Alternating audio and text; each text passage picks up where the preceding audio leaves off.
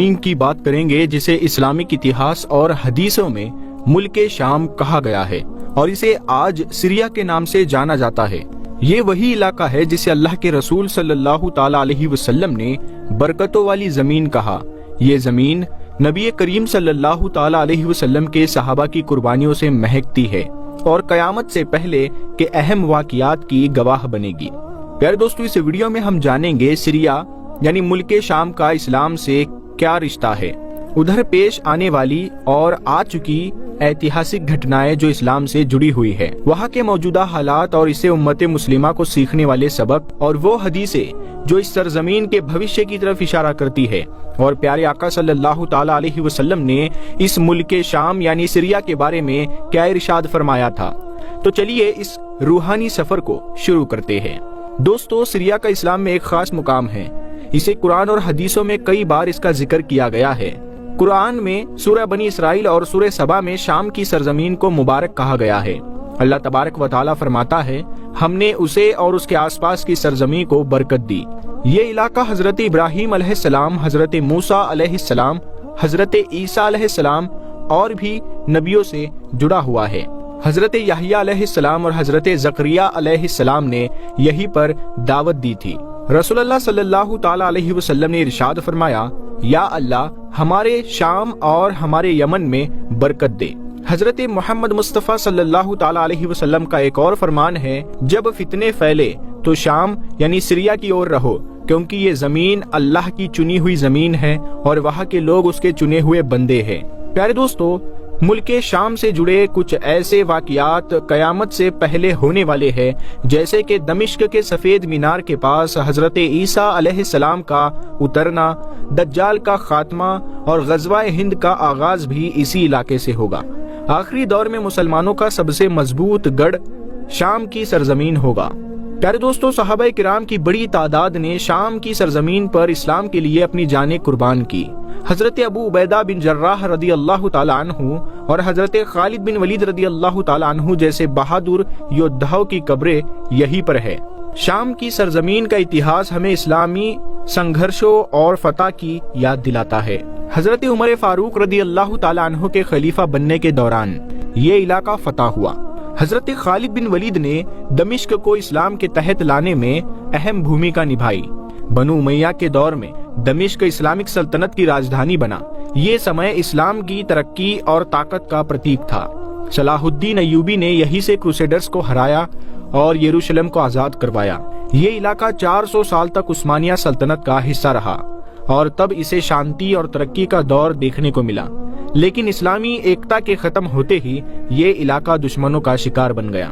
یہی وجہ ہے کہ آپ لوگ دیکھیں گے کہ زیادہ تر ایتہاسک کتابوں میں اور اسپیشلی مسلمانوں کی ایتہاسک کتابوں میں جب بھی ملک شام یعنی کہ سیریا کی بات کی جاتی ہے تو اس کا مطلب اور اس سے مراد صرف وہی ایریا نہیں ہوتا ہے کہ جو آج کے دور میں سیریا کہلاتا ہے، بلکہ اس سارے ایریا کے بارے میں بات کی جا رہی ہوتی ہے کہ جو آج کے دور میں لیبنان کہلاتا ہے، فلسطین کہلاتا ہے اور تو اور جارڈن بھی کہلاتا ہے، کیونکہ کسی دور میں اس سارے ہی علاقے کو ملک شام کہا جاتا تھا۔ سب سے پہلے اگر بات کریں اسلام کے حساب سے، قیامت کی بہت ساری نشانیاں اس دیش کے ساتھ جڑی ہوئی ہے۔ مثال کے طور پر حضرت عیسیٰ علیہ السلام کا نزول بھی اسی دیش کے مشہور شہر دمشق کی ایک جامع مسجد کے مینار پر ہوگا۔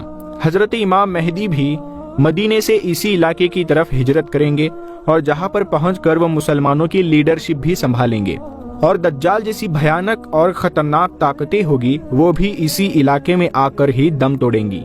یہ علاقہ اسلام کے نظریے سے کتنا زیادہ اہم ہے، اس چیز کا اندازہ اس بات سے بھی لگایا جا سکتا ہے کہ آخری پیغمبر حضرت محمد صلی اللہ تعالی علیہ وسلم نے نہ صرف اس علاقے کے لیے دعا کی تھی، بلکہ ایک بار تو اپنے صحابہ سے یہ بھی فرمایا تھا کہ اگر اہل شام میں فساد برپا ہو جائے تو پھر تم میں بھی کوئی خیر نہیں ہے۔ یہی وجہ ہے کہ آج کے بہت سارے مسلم سکولرز مڈل ایسٹ میں یہ جتنا بھی فساد چل رہا ہے اور مسلم دنیا یہ جو اپنا برا دور دیکھ رہی ہے، اس کے پیچھے ایک بڑی وجہ سیریا میں ہونے والا فساد بھی بتاتے ہیں۔ دوستو، اگر موجودہ حالات کے بارے میں بات کریں تو سمجھنے کے لیے ہمیں سیریا کے پچھلے 100 سالوں پر نظر ڈالنی ہوگی۔ 1918 میں پرتھم وشو یدھ کے بعد فرانس نے سیریا پر قبضہ کر لیا اسلامک ایکتا ختم ہوتے ہی باہری طاقتوں نے اس علاقے کو توڑنے کی کوشش کی۔ 2011 میں سیویل وار کا آغاز ہوتا ہے۔ عرب اسپرنگ کے دوران سیریا میں سرکار ویرودھی پردرشن شروع ہوئے۔ بشر الاسد کی سرکار اور ویرودھی گٹوں کے بیچ یہ پردرشن خونی جنگ میں بدل گیا۔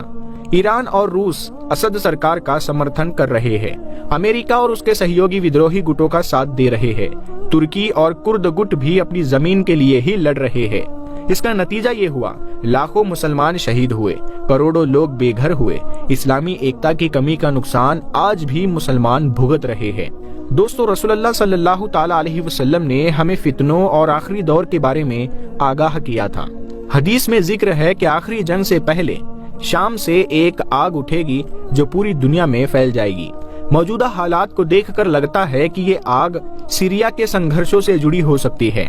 آپسی فوٹ اور باہری طاقتوں پر ڈیپینڈ ہونا، قرآن اور سنتوں سے دوری، اسلامی ایکتا کی کمی، یہ ساری مسلمانوں کی کمزوریاں ہیں۔